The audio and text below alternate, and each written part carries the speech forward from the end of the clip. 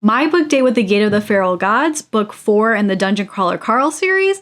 Let's talk about it. Welcome to After the First Date, the series where I share everything from my book date. As a warning, this is a spoiler discussion. For this book, I gave it a rating of situationship again because there was just a lot more vulgarity than the previous book. But if I just take out those elements, I would rate this an officially dating rating. Honestly, there was so much that happened in this book, and I feel like I probably missed the significance of so many things. This book really felt like a breaking point in Carl, with just the continued oppression that he's experiencing and especially seeing around him too. I feel like it was amplified through Juicebox's motivations as well. I think that Juicebox is such an interesting character that really humanized the NPCs in a different way that we haven't seen before. And I like that this book really started to amp up the emotional stakes, but surprisingly in a way that wasn't as introspective as I expected. I think that the emotional scenes are written in a way where it's more face value of like watching the scene play out as an observer. Of course, we get Carl's thoughts as well, but he's very action and solutions driven, that he also doesn't really have the luxury, and it's not in his personality to allow himself to experience the full range and depth of all of the emotions. He's just in survival mode, so I think it makes total sense that we don't see the depth of everything.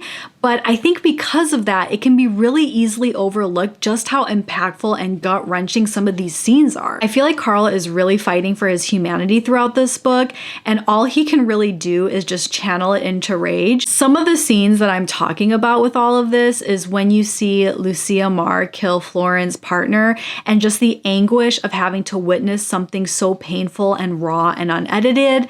When they find out Chris has been infiltrated by Maggie Mai and thinking it's best to have to kill him, and then replaying all of the previous scenarios with his personality change and just thinking about Brandon's last words, and then actually killing Maggie Mai and feeling a moment of relief and joy, but knowing that these emotions are luxuries in this place and they're going to be short-lived. Also, Carl killing Loida with the robot toy donut and thinking about how far he had to be pushed to be able to take action in that way. Another is fighting Quan CH and noticing that he has a ring that was actually from his personal life, which then humanizes him again. And Katya wanting to leave to help her former sisters, and just having such a huge character arc from when she first joined them to then being able to lead people on her own when they were away for those 5 days. And then now she feels confident enough to go help others too. But I will say I am a little bit sad about her wanting to do that, even though I think it's really important that she does. Now for some of the fun moments in the book,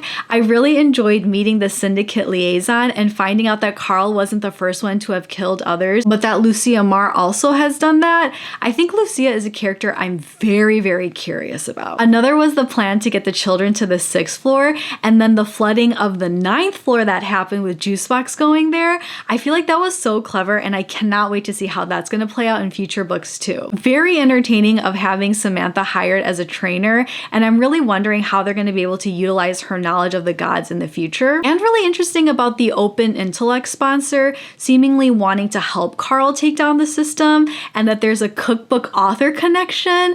I just love the cookbook, and it's so exciting to see that there's authors outside of the dungeon, and I'm just really curious about all of that as well. I can't believe that B is alive with Ferdinand Gravy Boat, and that Adet is somehow connected with all of this. I really can't decide if I should trust Adet or not. So as I've been making these spoiler videos, I realize that I'm most drawn to the characters and the overall galaxy politics. So as I'm reading, I find the dungeon game aspects on each floor entertaining, but they don't necessarily like make or break the story for me. I almost read them as neutrally, as something that's serving the character development. Like if I get it, I get it. If I don't, I don't. But I'm wondering now if the floor design and the different bosses and battles and quests is something that you heavily weigh into your enjoyment and reading experiences of the book. So if there's a quest or a floor that you don't like, does it significantly make you not enjoy that book as much as maybe the other ones?